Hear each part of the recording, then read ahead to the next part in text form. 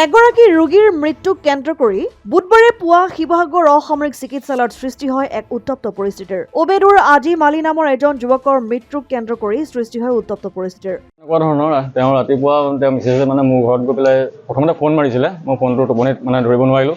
তেওঁ ঘৰত গৈ মোক জগালে যে এনেকৈ আহাচোন বোলে, কেকাক বোলে এনেকৈ বোলে মাতিছোঁ, তেওঁ ভালকৈ মাত কথা দিয়া নাই হা। মই দৌৰাদৌৰিকৈ আহি চালোঁহি, চাই পেলাই যেতিয়া মাত কথা নহয় মোৰ লগৰ ইয়াকো মই ফোন মাৰিলোঁ, ওচৰ চুবুৰীয়া সকলোকে জনালোঁ। চিকিৎসালয়লৈ গাড়ী দি লৈ আহিলোঁ, 7:50 আমি আহি ইয়াত পাইছোঁহি।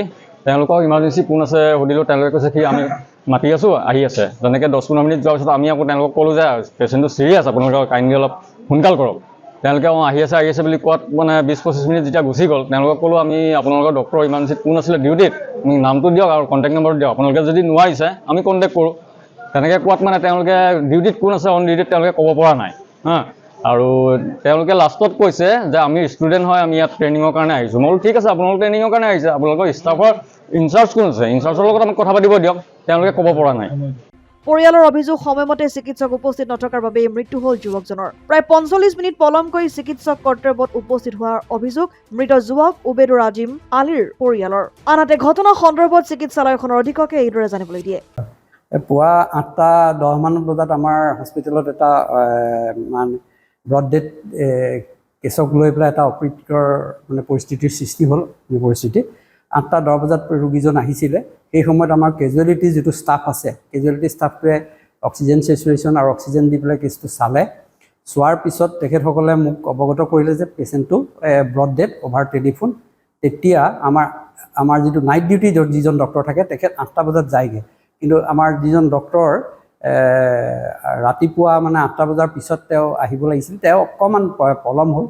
তাৰপিছতে কেজুৱেলিটি ষ্টাফে যেতিয়া মোক জনালে কথাটো, তেতিয়া মই লগে লগে ডক্টৰজনলৈ ফোন কৰিলোঁ। ডক্টৰজনে ক'লে ছাৰ মই আহি পালোঁহি, মই অকণমান টয়লেটত যাবলগীয়া হ'ল, আৰ্জেঞ্চিৰ কাৰণে মই টয়লেটত আহিছিলোঁ। আৰু ইন টাইম মই এতিয়া কেছটো চালোঁ, চোৱাৰ পাছত কেছটো পাইছোঁ যে এইটো ব্ৰড ডেথ কেছ হয়। আৰু কেছটো ব্ৰড ডেথ সেইকাৰণে মই ডিক্লেয়াৰ কৰি পেলাই অলৰেডি আমাৰ পি যিটো পেট্ৰলিং পোষ্ট থাকে আমাৰ শিৱসাগৰ চিভিল হস্পিটেলৰ, সেই পেট্ৰলিং পোষ্টত পুলিচক তেওঁ ডিউটি ডক্টৰে ইনফৰমেশ্যনটো দিলে যে পেট্ৰলিং পোষ্টত আমি ব্ৰড ডেথ কেছটোৰ ইনফৰমেশ্যনটো দি দিছোঁ। শিৱসাগৰৰ পৰা ছৈয়দ মুস্তাকুৰ ৰহমানৰ ৰিপৰ্ট, অসম আদিত্য। নৰ্থ ইষ্টৰ প্ৰথম GDSI 2.0 ফিচাৰ্ছ ডিলাৰ হৈছে NKS হুণ্ডাই। অত্যাধুনিক সা সুবিধাৰে তৈয়াৰী মষ্ট আপডেটেড হুণ্ডাই ডিলাৰ এতিয়া ডিব্ৰুগড়ত। আমাৰ NKS হুণ্ডাই ডিলাৰত open sales consulted room, customer ৰুমৰ লগতে পুৰণি গাড়ীৰ এক্সচেঞ্জ ফেচিলিটিও ৰখা হৈছে। ইয়াত চেলছৰ লগতে ছাৰ্ভিচ ছেক্টৰৰ সুন্দৰ সুবিধা আছে। প্ৰয়োজনীয় সকলো এডভান্স টুলছ, হুইল বেলেন্সিং, এলাইনমেণ্টৰ অত্যাধুনিক machine, post hydraulic lift, fully train men পাৱাৰৰ লগতে nitrogen gas filling facility, fully automatic car washer ফেচিলিটিও আছে। লগতে NKS হুণ্ডাই ডিলাৰে কাষ্টমাৰসকলৰ সুবিধাৰ্থে মোবাইল ছাৰ্ভিচ ভেনৰো ব্যৱস্থা ৰাখিছে, য'ত হাইড্ৰলিক লিফ্ট, ৱাশ্বিং facility, wheel balancing, tyre pressure check কৰাৰ লগতে বহুখিনি সুবিধাই উপলব্ধ আছে। NKS হুণ্ডাইলৈ আহক আৰু সুবিধাসমূহ গ্ৰহণ কৰক।